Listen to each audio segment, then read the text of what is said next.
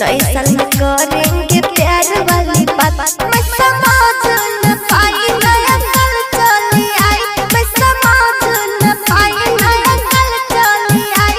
क्या होगा नए साल में पूरी रात, नया साल में पार्टी चलेगी सारी रात, नया साल में पार्टी चलेगी सारी रात, नया साल में पार्टी चलेगी सारी रात, नया साल में पार्टी चलेगी सारी रात,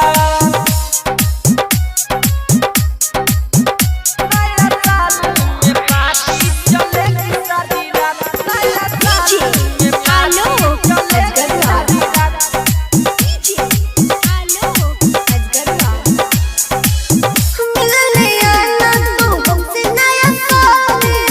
आऊंगा जानू मिलने तुमसे नया साल में, आऊंगा जानू मिलने तुमसे नया साल में, मिलने आना तो हमसे नया साल में, आऊंगा जानू मिलने तुमसे नया साल में।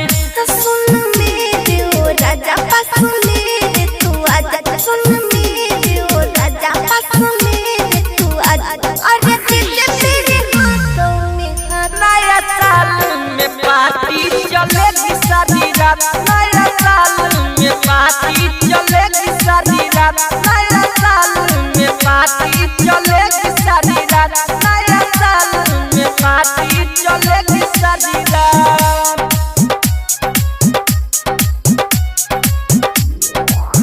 नया साल में पार्टी चलेगी सारी रात, नया साल में पार्टी चलेगी सारी रात।